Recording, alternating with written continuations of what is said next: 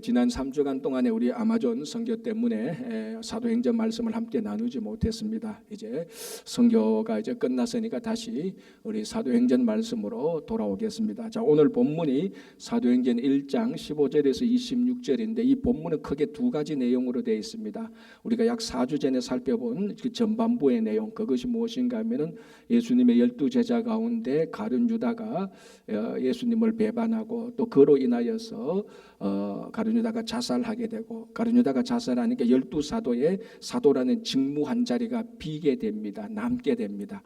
그래서 가룟 유다는 자살해서 이 직무를 버리고 자기 갈 곳으로 가버렸다. 우리가 그것을 4주 전에 살펴봤습니다. 이게 전반부고요. 여기 오늘 1장 15절에서 20절까지 내용이고요. 이제 21절부터 26절까지는 12사도 가운데 가룟 유다가 빠졌으니까 이 한 자리를 채우는 일입니다. 12사도를 다시 복원하게 하는 일, 이제 그 일이 오늘 우리가 함께 생각해 볼 1장 21절에서 26절까지입니다. 이제 이미 여러분 내용은 알고 계시다시피 가룟 유다의 자리를 마띠아라는 사람이 그 자리를 채워서 12사도가 온전히 복원되는데 그 과정과 그 결과를 우리가 같이 한번 보겠습니다. 자, 21절, 22절 중간까지 제가 다시 봉독합니다.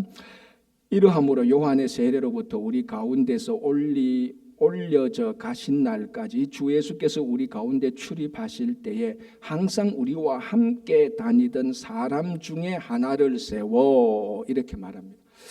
자, 이제 가룟 유다의 자리를 채워야 됩니다. 자, 예수님의 12제자를 채워야 되는데, 자, 그럼 어떤 사람을 채울까? 누구를 채울까? 이제 거기에 대한 두 가지 조건을 마련합니다. 그 11 제자들과 그 사람들이 모여서 그 두 가지 조건인데, 오늘 이제 먼저 21장 21절부터 22절 중간까지 첫째 조건이 뭔가 하면은 예수의 세례를부터 지금까지 항상 우리와 함께 하던 사람 가운데 있는 사람이어야 된다. 첫 번째 조건은 뭔가 하면 더 간단하게 말하면 예수님과 우리와 함께 3년간 동고동락했던 사람, 그 사람 가운데서 한 사람을 뽑았는데 여기 첫 번째 조건입니다. 이제 두 번째 조건은 부활에 가는 건데요. 요건 이제 좀 이따 살펴보고요. 자, 첫 번째 조건이 뭔가 하면은 예수님의 12제자, 12사도를 완전히 복원하는 이 귀중한 일에 한 사람을 뽑는 첫 번째 조건이 3년간 예수님과 함께 했고 우리와 함께 했던 사람이어야 된다라는 것입니다. 자, 만약에 우리가 아는 대기업, 기업이나 공무원 이런 사람들을 우리가 선출할 때 그 조건을 보게 됩니다. 그 어떤 조건을 보죠? 학력을 보죠. 그리고 실력을 보는 것 아닙니까? 능력을 보고 인맥도 보겠고 외모도 볼 겁니다. 잘생겼냐, 이런 외모가 이 일에 합당하냐, 그런 것도 볼 것이고 혈통도 볼 것이고 어쨌거나 사람들이 살펴보는 조건들을 다 볼 겁니다. 아니면 오늘 이 12제자가 해야 될 가장 중요한 일은 예수 그리스도를 증거하는 일이니까 잘 증거하는 사람. 그러려면 변호사 정도 말을 잘하니까, 아니면 권세 있는 정치가 영향력이 있으니까 이런 사람을 선택해야 12제자의 자격이 합당한 사람일 수가 있습니다. 모든 조건이 완벽하고 그리고 잘 증거할 수 있는 사람, 이런 사람을 뽑아야 되는데 오늘 첫 번째 내건 조건이 뭔가 하면 이런 데 대해서는 이런 방구도 없습니다. 학력, 경력 일체 생각하지 않습니다. 외모 일체 생각하십니다. 어디 출신, 학연, 지연, 혈통 일체 생각 없습니다. 직업 일체 묻지도 않습니다. 딱 하나, 두 가지 가운데 딱 하나 뭡니까? 3년간 예수와 함께 있었던 사람이라는 것이 조건이어야 되는 겁니다. 왜 3년간 함께 있어야 되는 것이 제일 중요한 첫 번째 조건인가 하면은 3년간 예수와 함께 있었다는 것은 무슨 말인가 하면은 예수와 함께 3년간 경험을 했다는 겁니다. 예수를 경험했다는 겁니다. 예수님께서 말씀하실 때 그 말씀을 들었고, 비유의 말씀이라면 비유의 말씀을 사람들한테 하고 난 다음에 따로 제자들을 불러서 비유 말씀을 풀어줬고, 예수님께서 기적을 베풀 때 그 옆에서 보았고, 오병이어 기적 같은 경우는 빌립과 안드레가 그 기적에 참여했고, 그리고 예수님께서 고난받는 것을 봤고, 체포되는 것을 봤고, 십자가에 달려 돌아가신 것을 봤고, 3일 뒤에 부활하시는 걸 봤고, 이 모든 것들을 경험했던 사람들을 말하고 있습니다. 왜 경험이 중요하냐? 왜 예수와 3년간 함께 했었던 경험이 중요한가 하면요, 실제로 예수를 경험해 보면 누가 시키지 않아도 자동적으로 예수를 증거하도록 되어 있습니다. 똑똑하다고 해서 잘났다고 해서 자기가 세상에 출세했다고 해서 예수를 증거하는 거 아닙니다. 예수를 증거하는 가장 첫 번째는 예수를 완전히 경험한다면은, 이 예수가 누군지 내가 머리로 아는 게 아니고 완전히 체험한다면은 말려도 예수를 증거하는 것입니다. 그래서 3년간 항상 예수와 함께 동고동락했던 사람을 첫 번째 제일 중요한 조건으로 내건 것입니다. 자, 요한복음 4장을 보면 우리가 잘 아는 한 여인이 있죠. 그 여인이 누굽니까? 사마리아 수가성에서 있던 야곱의 우물이라고 불려진 그것을 물길러 나온 여인. 자, 이 여인이 그 낮에 그 우물에서 무슨 일을 경험하게 됩니까? 유대 남자 한 사람을 만나지 않습니까? 그 유대 남자가 와서 자기는 물을 달라니까 이 여인이 무슨 이렇게 무리한 남자가 다 있냐? 야, 어떻게 이 대낮에 너가 내한테 말을 걸어서 물을 달라고 하냐? 그거로부터 대화가 시작되면서 이 여인이 자기 앞에 있는 이 유대 남자가 바로 오래전부터 기다렸던 메시아 그리스도라는 것을 알고 경험하게 되는 겁니다. 자, 그 대화를 통해서, 그 진지한 대화를 통하여서 우물가에서 진지한 대화를 통해서 예수를 경험하게 됩니다. 이분이야말로 우리에게 영원한 생명을 주시고 이분이야말로 그리스도, 즉 메시아라는 것을 딱 경험하는 순간 무슨 일이 일어났습니까? 가지고 왔던 물동이를 다 팽개치고 마을로 바로 내려갑니다. 뭐라고 말합니까? 마을 사람들아, 마을 사람들 이 말은 없지만 마을 사람들아 나와보라. 딱 이렇게 말합니다. 한글 성경에 와서 보라, 이는 그리스도가 아니냐. 자, 아무도 이 여인에게 마을에 가서 그리스도를 증거하라고 말하지 않았습니다. 그런데 자기 스스로가 예수를 경험하니까 이 경험한 예수를 누가 시키지도 않았는데 마을에 가서 증거하는 겁니다. 자, 여러분 한번 생각해 보십시오. 이게 보통 남자나 보통 여인이 마을에 가서 증거하는 거하고 이 여인이 마을에 내려가서 예수가 그리스도라고 증거하는 것은요, 완전히 우리가 그 형편을 알면 완전히 차이가 납니다. 무슨 말인지 아시겠죠? 이 여인이 어떤 여인이었습니까? 그 이전에 남자만 5을 거느렸던 그러니까 정확히 이렇게 보면 됩니다. 그 전에 사실은 창기와 같은 여인이었습니다. 남자를 5명이나 바꿔주었습니다. 그래서 그 마을에서도 완전히 왕따당한 저 여자 더러운 여자야, 정결하지 못한 여자, 완전히 왕따된 그 여인입니다. 그래서 그 마을에서 누가 이 여인이 말하면 안 듣습니다. 그리고 이 여인도 사람을 만나지 않습니다. 그래서 그날도 아무도 없는 시간에 나와서 우물가에서 물을 기르려고 했던 겁니다. 그리고 이 여인은 우리 말하면 대인 기피증이 있는 사람입니다. 그 마을 사람도 이 여인을 안 만납니다. 이 여인이 무슨 말을 해도 안 듣습니다. 이 사실을 여인 자신도 알고 있단 말이죠. 그럼에도 불구하고 수치와 불신과 그런 왕따 속에서도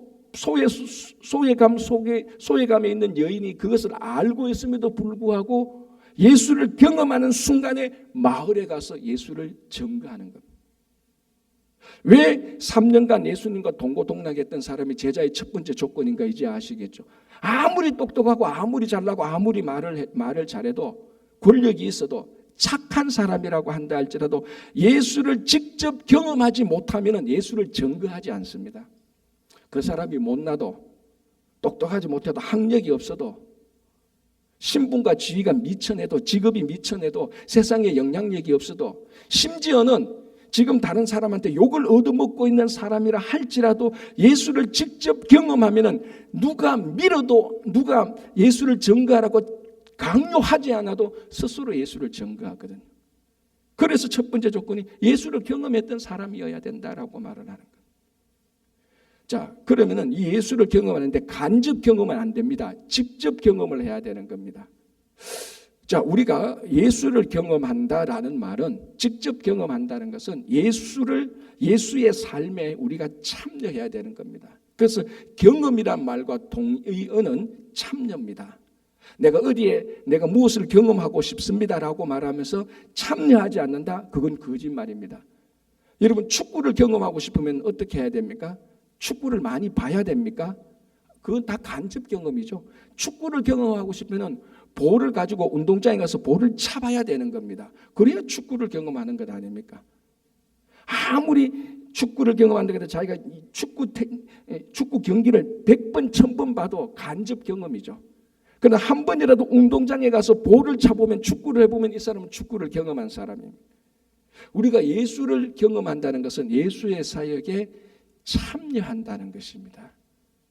그때 우리 속에 진짜로 예수를 경험하게 되는 것이죠. 자, 탈무드에 이런 내용이 있습니다. 하나님께서 사람에게 육신을 주셔가지고 빵을 먹게 살게 하셨는데 왜 하나님은 사람들에게 빵나무는 주시지 않았느냐는 거죠. 여러분, 이런 질문 안 해봤습니까? 아니, 우리 빵 먹고 사는데, 아니, 빵 먹게 살도록 했으면 우리 집 주변에 빵나무가 열리도록 하면 얼마나 좋으냐. 지극히 상식적인 질문입니다. 그 질문에 대해서 탈무드는 또 이렇게 설명을 하고 있습니다.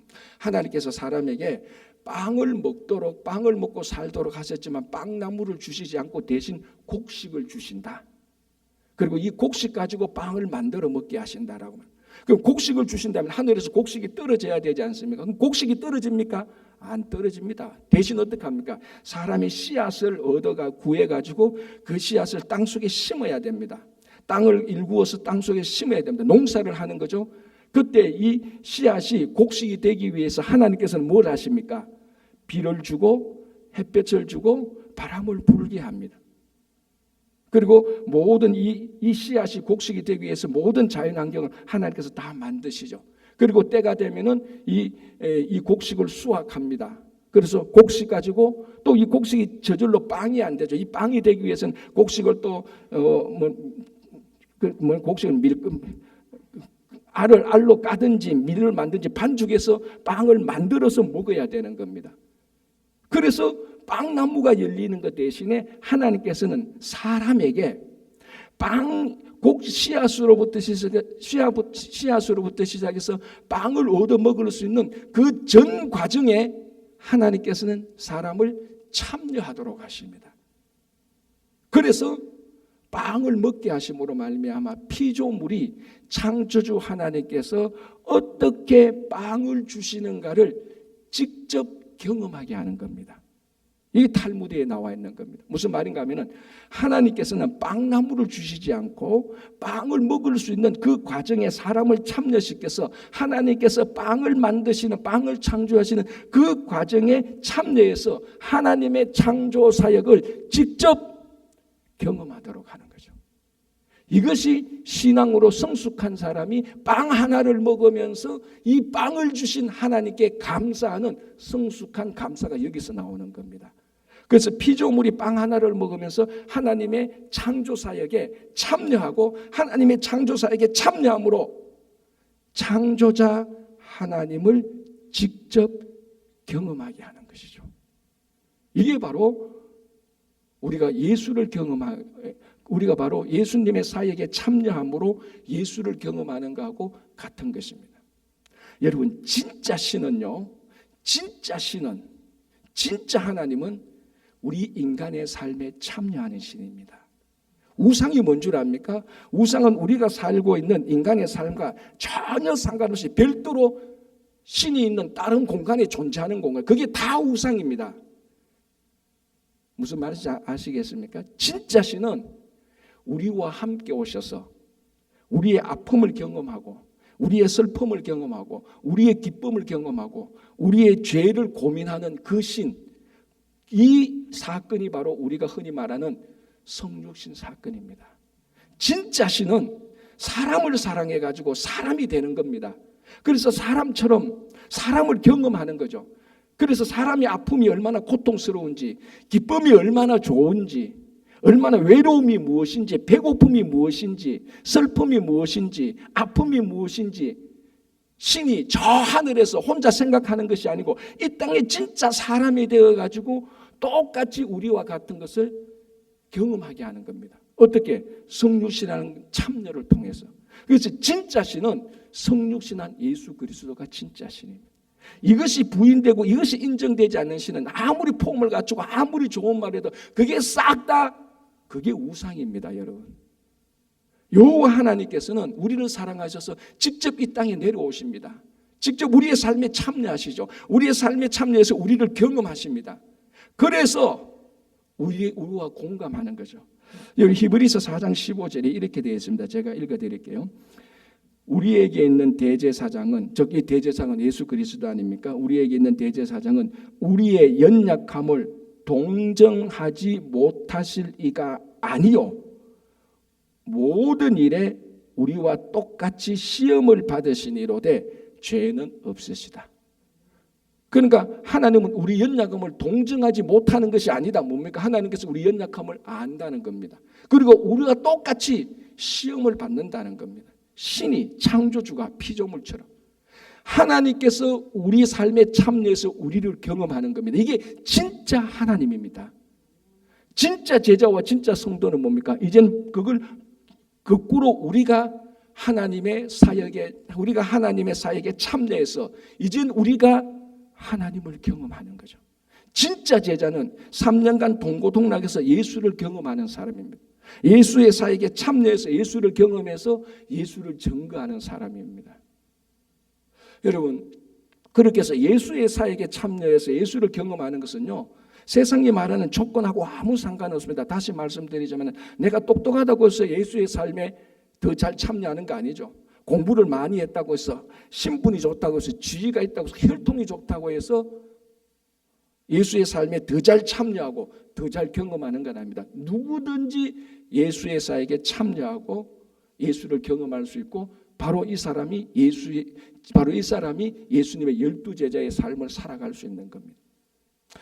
가끔 이제 신앙 상담하면 이런 분들이 있습니다. 목사님, 내가 모태 신앙인데 신앙생활 오래 했는데 예수를 30년 40년 믿었는데 예수를 경험하고 싶대. 성령을 체험하고 싶대. 어쩌면 지금 이 자리에도 그런 분이 계실 수 있을 겁니다. 제가 진짜 알려 드릴게요. 예수를 경험하는 방법. 여러분, 예수님을 경험하는 방법은요, 예수님의 삶에 참여하면 됩니다. 무슨 말인가 하면은 진짜 여러분들이 예수님을 경험하고 싶거든요. 예수님의 겸손에 한번 들어가 보십시오. 성질 부리지 말고 예수님처럼 한번 섬겨 보십시오. 그러면은 예수님이 누군가를 경험하게 되는 겁니다. 퉁쳐서 한마디로 말하면 뭔 줄 압니까? 진짜 예수님이 지신 십자가를 한번 져 보십시오. 그러면 예수를 경험하게 되는 겁니다. 한 번도 예수의 십자가를 집은 적이 없으면서 예수의 십자가는 지지 않으려고 하면서 예수를 경험하고 싶다? 마르고 닳도록 해도 안 됩니다. 그거는 단 오늘 하루라도 지금 이 시간에라도 예수님께서 지신 십자가에 참여하고 그걸 지게 되는 순간부터 우리는 예수를 경험하게 되는 겁니다. 이게 뭐 똑똑하고 뭐 학력하고 혈통하고 무슨 상관이 있습니까? 아무 상관이 없습니다. 오늘 누구라도 예수님께서 지신 십자가를 내가 지겠다, 예수님처럼 섬기겠다, 예수님처럼 겸손하겠다, 진짜 예수님처럼 한번 사랑해보겠다고 하는 그 예수의 삶에 참여하고 예수님의 성품에 참여하는 순간부터 우리는 예수를 경험하는 예수의 제자가 되는 겁니다. 다른 방법이 있는 게 아닙니다. 한국에 제자 훈련이 많죠. 그 제자 훈련도 가만히 뜯어보면 전부 다 예수의 삶에 동참하도록 만드는 프로그램입니다. 그 프로그램이 없는 제자 훈련은 다 가짜입니다. 그냥 사람이 만든 프로그램에 불과한 것입니다. 그래서 오늘 12사도, 비어있는 12사도가 되는 첫 번째는 예수를 경험한 사람, 예수의 사역에 참여해서 예수의 성품에 참여해서 예수를 경험한 사람. 왜? 이 사람은 자동적으로 반드시 예수를 증거하도록 되어 있기 때문에 그렇습니다. 자, 두 번째 조건 볼게요. 23절 다시 보겠습니다. 항상 우리와 함께 다니던 사람 중에 하나를 세워, 이게 첫 번째 이제 조건이라면 두 번째는 이랬습니다. 우리와 더불어 예수께서 부활하심을 정언할 사람이 되게 하여라 하거늘. 두 번째 조건은 뭡니까? 예수의 부활을 정언할 수 있는 사람이어야 됩니다. 첫 번째 조건하고 같이 맞물리죠. 첫 번째 조건은 예수님의 공생의 전체를 다 참여했는 사람. 그러니까 예수님께서 세례 요한의 예수님께 세례요한에서 세례를 받는 사역에 처음부터 승천하시기까지 쭉 같이 있었던 사람들 가운데 특별히 부활을 증거할 수 있는 사람이어야 된다는 겁니다.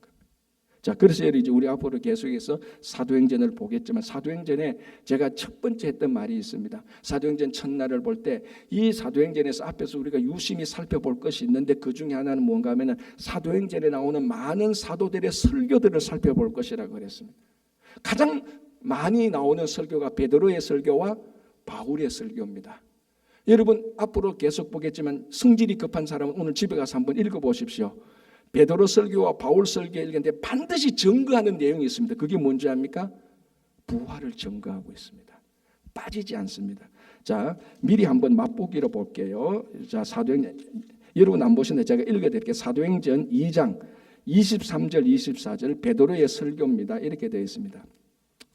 2장 23절 24절 그가 하나님께서 정하신 뜻과 미리 아신 대로 내 준바 되었거늘 너희가 법 없는 자들의 손을 빌려 못 박아 죽였으나, 예수를 죽였죠.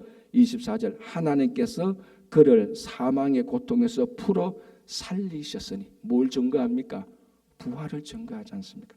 31절 볼게요. 지금 한 설교입니다. 한 설교에 부활을 계속해서 증거하는데요. 31절에 이렇게 되어 있습니다.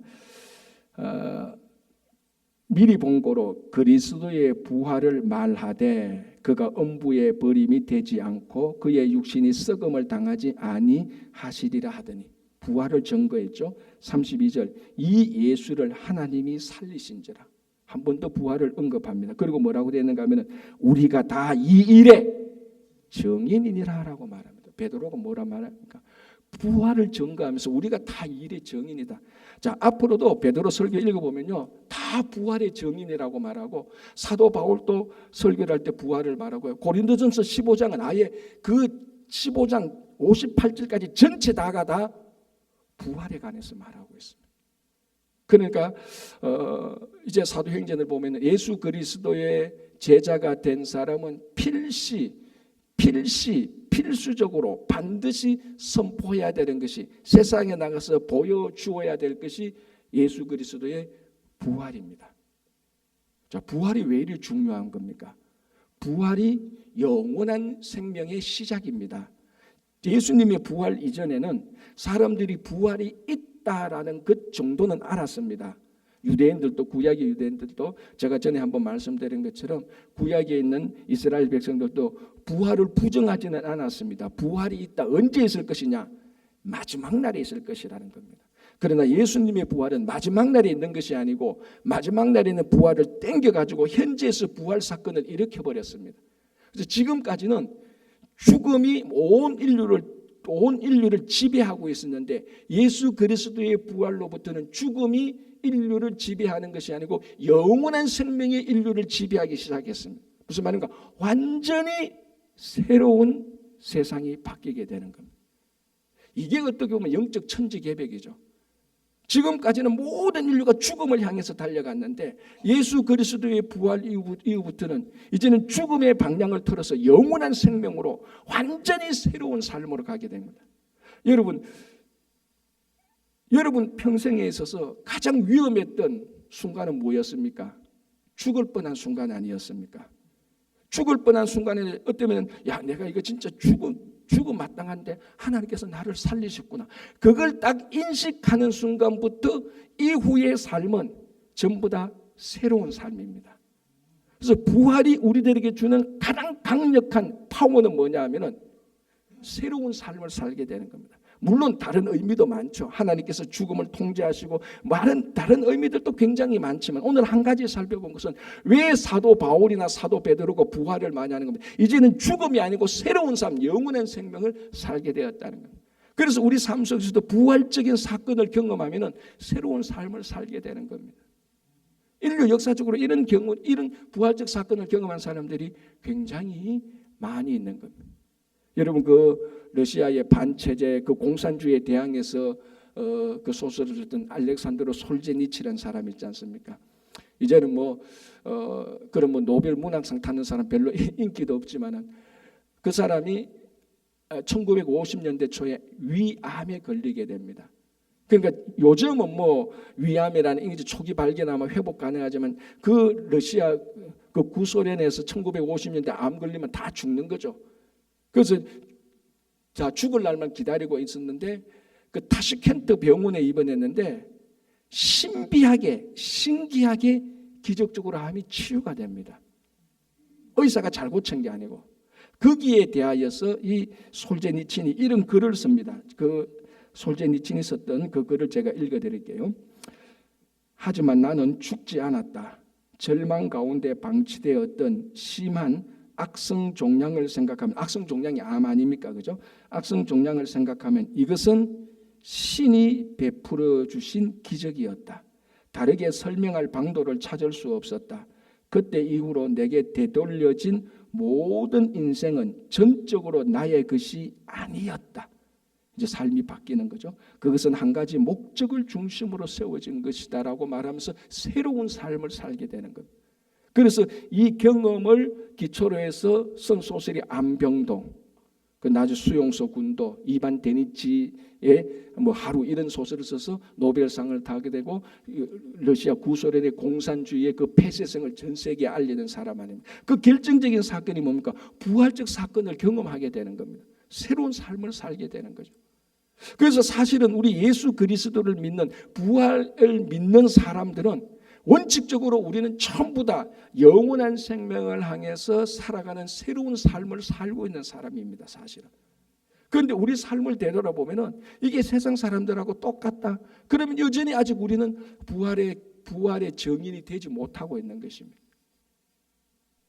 자, 여러분, 부활을 경험했다는 것은요, 가장 중요한 전제가 있습니다. 자, 제가 전에도 말씀드렸잖아요. 어떤 사람이 부활합니까? 그렇죠. 죽음을 경험한 사람이 부활을 경험합니다. 그러니까 부활을 경험했다는 것은 인생에서 가장 밑바닥을 경험했다는 말하고 똑같습니다. 왜? 죽음을 반드시 죽음을 경험해야 부활을 경험하는 겁니다. 그래서 부활을 경험한 사람에게서 죽음은 끝이 아니고 영원한 생명의 새로운 시작이죠.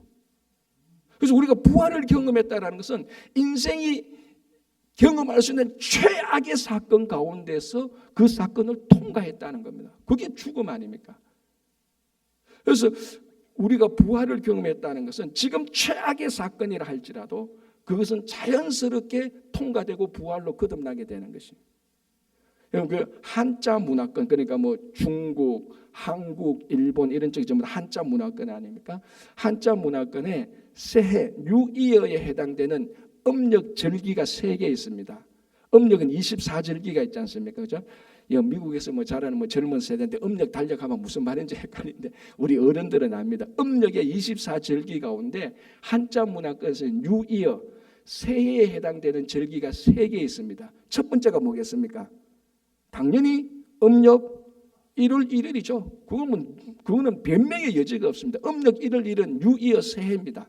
자, 이거는 빼고 2개가 더 뉴이어에 해당되는 절기라고 인정합니다. 명리학에서는 입춘이라고 말합니다. 입춘. 왜 입춘이 새해의 의미를 가지게 되죠? 입춘 때부터는 따뜻해지거든. 추운 기운이 사라지고 봄이 오면서 따뜻해지는 겁니다. 그 따뜻해지는 그것이 새해와 닮았다고 해서 새해를 상징하는 절기라고 명리학에서는 인정을 합니다. 그 주역에서는 어느 절기가 새해하고 같은 절기로 치겠죠? 굉장히 의외로 상상적인 절기입니다. 한번 맞춰보실래요? 비슷했습니다. 동지. 자, 동지가 어떤 날이죠? 가장 밤이 긴 날입니다. 가장 낮이 짧은 날이죠. 어떻게 생각하면 이건 부활이 아니고 인생으로 따지자면은 죽음의 날이죠. 어둠이 가장 많으니까, 낮이 가장 적으니까, 햇빛이 가장 적으니까, 어둠이 가장 많으니까 인생으로 따지면 이건 죽은 상태인데 이게 왜 부활이냐고 말할 때 우리는 하고 이제 알게 있는 거죠. 왜? 부활은 죽음으로부터 시작하니까. 그래서 동지를 보면서 가장 가장 밤이 긴 날, 이 날로부터 그 다음 날부터는 밤이 짧아집니다. 어둠이 짧아지고 낮이 길어지고 하루에 비치는 태양의 빛이 더 많아지게 됩니다. 부활이 시작되는 거죠. 그래서 동지라는 절기가 부활절과 같은 의미라는 것입니다. 자, 다시 우리가 돌아와서 우리가 부활을 경험했다는 것은 인생의 동지와 같은 삶을 경험하고 그걸 통과했다는 말입니다. 가장 어둠이 많고 최악의 슬픔을 경험하고 최고의 억울함을 당하고 감당할 수 없는 슬픔과 비통함을 경험하고, 만약에 혹시 지금 여러분들이 동지와 같은 24절기의 동지와 같은 삶을 경험하고 있다면은, 부활을 믿는 사람이라면 이제부터 더 이상 바닥을 칠 게 없으니까 이제부터 남아있는 것은 부활밖에 없습니다. 더 이상 이제 어둠이 올 게 없습니다. 더 이상 밤이 길어지지 않습니다. 이날로부터 새로운 삶이 시작되는 거죠. 그래서 부활을 경험했다, 이것은 죽음을 통과했다는 겁니다. 그래서 이 사도들이 세상에 가서 부활을 선포하는 거죠. 그래서 부활에는 항상 영원한 승리가 있는 것입니다. 자, 오늘 우리가 이 사도라고 해서 내가 무슨 사도냐, 내가 무슨 제자냐, 그렇게 볼 게 아니고 바로 이 사도의 삶이, 제자의 삶이 오늘날 우리 성도의 삶하고 똑같습니다. 그러니까 제자의 조건을 우리가 성도가 될 수 있는 조건으로 보면은 틀림이 없습니다. 예수를 경험하게 되고 우리가 부활을 증거하게 되고, 부활을 증거하는 것은 죽음을 통과한 것. 그래서 지금 죽음 가운데 있는 동지와 같은 삶 가운데 빚이 많아서, 건강이 안 좋아서, 인간관계가 비틀려서, 가정이 막 무너지기 시작해서, 사업이 무너지기 시작해서 최악의 상황이 있다면 여러분, 이제부터는 무엇이 남았습니까? 부활이 남은 것입니다. 그래서 부활을 증거하고 부활을 듣는 사람 속에는 영원한 승리가 있습니다. 지금 상황이 최악의 바닥이라 할지라도. 그래서 이제부터 베드로와 바울이 증거하는 부활을 통해서 우리 모두는 부활의 영원한 삶을 살기 시작하는 것입니다. 자, 이제 이 두 조건을 갖춘 사람을 예수님 가룟 유다의 자리를 차지해서 12제자로 채우는 겁니다. 이렇게 해서 사람을 찾아보니까 두 사람을 찾았습니다. 자, 보겠습니다. 23절 보겠습니다. 그들이 두 사람을 내세우니, 다시 말씀드린 두 사람은 예수를 경험했고 부활을 증거할 수 있는 사람입니다. 첫 번째 사람은 누군가 하면, 하나는 바사바라고도 하고 별명은 유서도라고도 하는 요셉이요, 하나는 마띠아라. 두 사람을 찾았습니다. 하나는 마띠아고 하나는 요셉인데, 요셉을 뭐라고 불렀다고요? 바사바라고도 하고 유서도라고도 한다. 그런데 마띠아는 그냥 마띠아다. 이 요셉이라는 사람과 마띠아를 놓고, 자, 이제 누가 더 적당한, 정말 하나님께서 원하시는 예수님의 제자가 될 것인가? 어떻게 뽑습니까? 자, 오늘 본문을 보면은 이들이 결정적인 것은 제비뽑기를 하게 되는 겁니다. 자, 25절, 봉사와 및 사도의 직무를 대신할 자인자를 보이시옵소서. 유다는 이 직무를 버리고 제 곳으로 갔나이다 하고, 26절, 제비 뽑아 마띠아를 얻으니. 자, 제비 뽑기는 원래 구약에서 하나님의 뜻을 분별하는 가장 전통적인 방법이었습니다. 예를 들자면은 이스라엘 백성들이 가나안 땅에 가서 가나안을 정복해서 땅을 차지하게 될 때 어느 지파가 어느 땅을 차지할 것인가, 제비 뽑아서 땅을 선택합니다. 하나님의 뜻을 찾는 것이죠.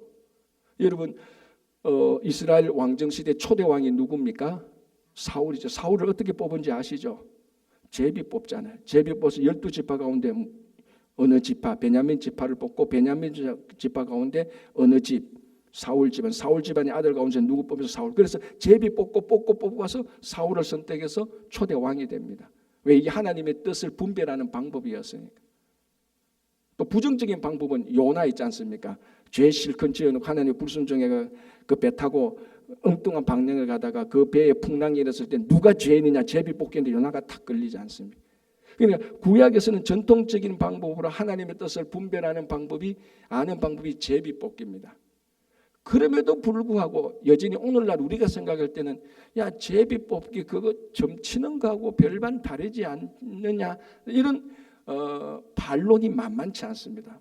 충분히 일리가 있습니다. 제비 뽑기는 요행을 바라는 것 아니냐, 점치는 것 비슷한 거 아니냐 이렇게 말할 수 있지만 오늘 이 사람들이 제비 뽑기 전에 뭘 했는가 한번 보시기 바랍니다. 24절 그들이 기도하여 이르되, 그러니까 이 12제자의 남은 한 자리를 채우는 사람을 뽑는데 두 가지를 했죠. 첫 번째는 기도를 하고 그리고 제비를 뽑았습니다. 자, 기도를 하고 제비를 뽑았다는 공통적인 요소는 뭡니까? 한 사람을 선택하는데 인간적인 모략은 부리지 않겠다는 겁니다. 누가 되든지 간에 이 기도에서 제비 뽑은 이 결과는 하나님의 뜻이다라고 전부 다 합의했습니다. 그리고 인간적인 방법은 일체 쓰지 않습니다. 그래서 기도하고 제비를 뽑았는데 누가 됩니까? 마띠아가 됩니다. 아마 우리가 또는 내가 그 자리에 있었더라면은 마띠아보다는 요셉이 더 나았을 겁니다. 왜 이렇게 생각하죠? 요셉의 이름은 세 개거든. 우습죠, 그죠? 그런데 이게 우스운 게 아니고 그 당시에 보통 이스라엘 사람은 이름이 두 개입니다. 히브리식 이름과 헬라식 이름을 가지고 있습니다. 그런데 이름이 하나 되어 있는 것은 대부분 로마 시민권자예요. 대부분. 그래서 우리는 쉽게 이 요셉이라는 사람이 로마 시민권자라는 것을 쉽게 추정할 수가 있습니다. 마띠아는 뭐냐? 그냥 마띠아예요. 유다에 살고 있는. 자, 여러분 이 당시 1세기 때 로마 제국의 지도를 한번 보시기 바랍니다. 지중해가 있고 지중해 근처에 있는 모든 나라가 다 로마가 다 정복했죠. 그중에 이 예루살렘, 갈릴리고 이래서 이 유다 지역은 로마 제국의 변경입니다. 변경인데도 말썽은 많죠. 자, 이 로마 제국의 변경에 있는 이 유다 지역에 로마 시민권자를 가지고 있는 사람이 몇 명이나 될까요? 자, 나중에 사도행전 저 끝 부분에 보면은 여기에 있는 천부장조차도 로마 시민권이 있었는데 돈 주고 샀습니다. 그런데 타고날 때 로마 시민권 가진 사도 바울이 시민권을 딱 내니까 마치 암행의사가 마패 꺼내듯이 그 파워에 사람들이 다 놀라지 않습니까? 야, 네가 로마 시민권자냐라고 깜짝 놀랍니다, 사람들이. 우리가 함부로 건드릴 수 있는 사람이 아니다. 그만큼 이 로마 시민권 하나가 그만큼 그 사람의 신분과 지위가 탁월하다는 걸 보여주는데, 보통 이런 사람들의 이름은 세 개를 가지고 있는데 오늘 요셉이라는 사람이 보니까 바사바라고도 하고 유스도라고도 하고 요셉이라고 하는, 이 사람은 마띠하고 외관을 보면, 외모를 보면 비교할 수 없을 정도로 훨씬 더 퀄리티가 좋은 사람입니다. 그런데 기도하고 제비 뽑아서 하나님의 뜻을 물으니 하나님은 요셉 대신에 마띠아를 선택했다는 겁니다. 그런데 아무도 거기에 대해서 원망이나 섭섭함이나 아쉬움이 없습니다. 왜? 우리들은 우리는 기도를 하고 제비를 뽑았지만은 마지막 판단은, 결정은 누가 한다? 하나님이 하시고 그 하나님의 판단이 무엇이든지 간에 가장 선하고 가장 온전한 것으로 믿고 순복하는 것입니다. 이게 한 사람의 제자를 뽑는데 우리가 본받아야 될 거죠.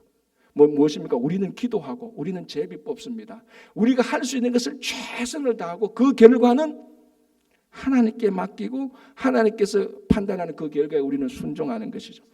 자, 여러분, 이게 잠언서에 이런 말씀이 있습니다. 제가 잠언서 두 구절을 읽어드릴게요.